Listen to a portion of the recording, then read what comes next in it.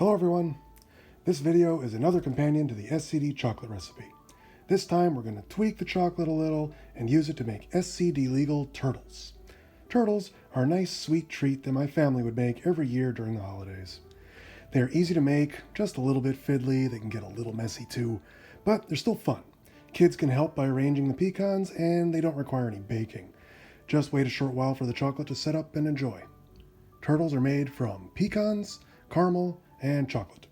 Since our chocolate recipe forces us to work quickly before it hardens, we're going to save that for last and we're going to start by making an SCD legal caramel. We do this by caramelizing honey. It's a quick process and pretty easy to do. I'll walk you through it. Let's get started. I'm going to be making a small number of turtles here. Like I said, they're fiddly, and I just want to show you how to do it, not make a huge number. Plus, when cooking with a new recipe the first time, I find it's always a good idea to start small until you've got the knack of it anyway.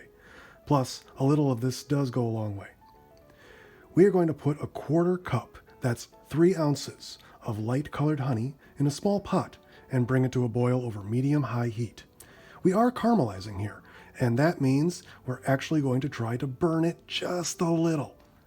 I'm using light colored honey because I want the sweetness of the honey, but not so much the flavor of it.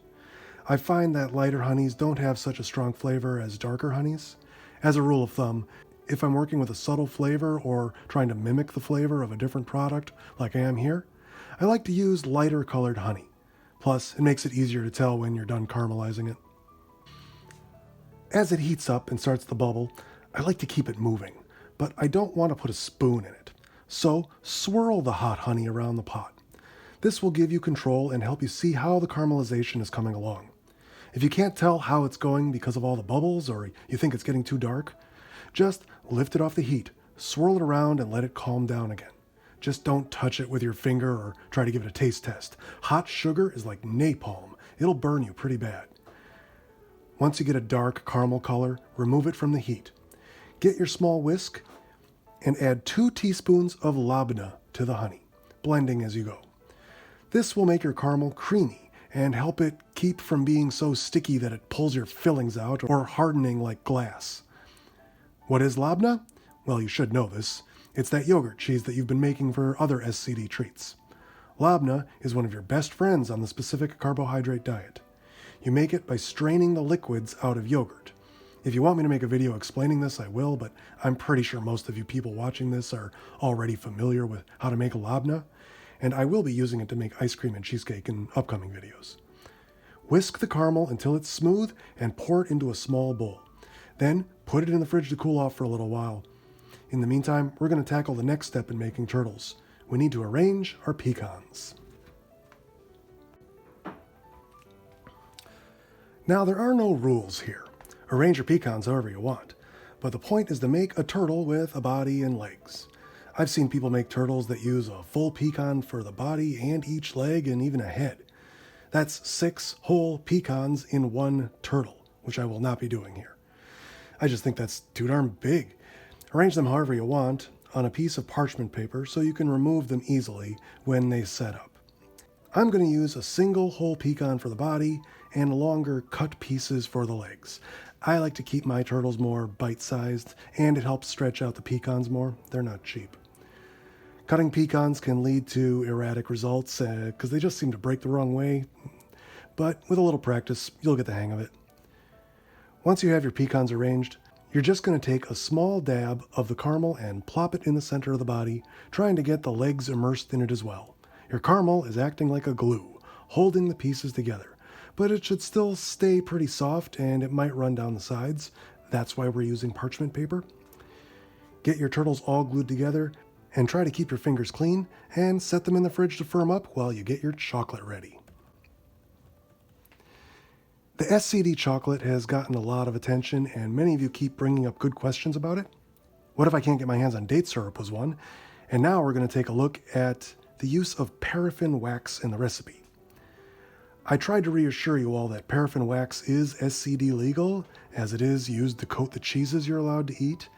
I mean, it's non-digestible, it just passes through you, but it is a petroleum product, and that doesn't sound very good, I get it. So, the question of if beeswax would be a viable replacement came up. Now that is a good question. So I did some experiments and with a little work managed to eke out some positive results. Let me show you how to make this happen. First, we have to get our hands on some pure beeswax. I had a hell of a time doing that. If you can get a nice hunk of beeswax for use in your kitchen, great. I'm going to show you how I got it. Hopefully you can find an easier way. This is a bit of honeycomb. It has the wax and the honey. For this recipe, I just want the wax. So I'm going to cut out a chunk here and then push it through a fine mesh strainer to separate the honey. This takes a little bit and you won't get all the honey out. I'm just doing this so I don't have to throw out all this honey. These honeycomb pieces also aren't cheap. Once I have most of the honey separated, I am going to set my strainer in warm water to dissolve out the remaining honey. If the water's too hot, it'll melt the wax and you'll have to skim it off the top of the water when it cools, but that's not that big a deal. But after a little work, we have some pure beeswax that can be used to make our SCD chocolate in replacement of the paraffin. Fortunately, the recipe doesn't call for much. However, I do have to say, after doing some experimenting, you will want to double the amount of wax from the original recipe, but that means you are still only going to have to use half a teaspoon of beeswax here, instead of the 1/4 teaspoon of the paraffin wax, so no, you don't need much. The rest of the recipe stays the same except for the half teaspoon change I mentioned a moment ago.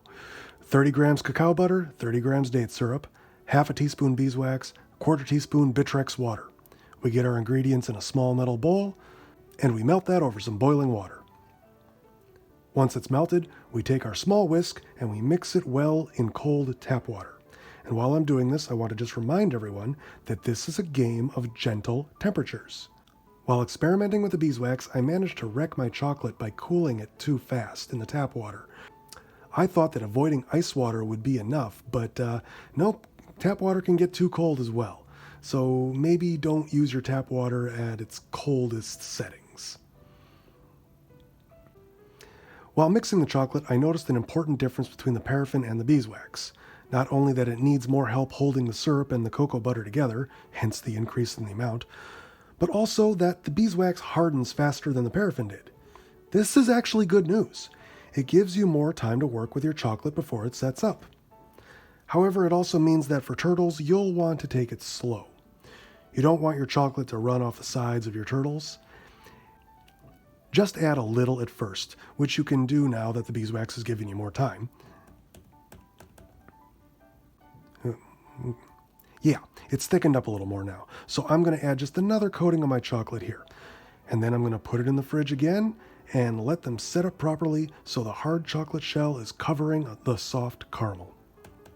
And that's all there is to it. Turtles made with honey caramel and beeswax chocolate.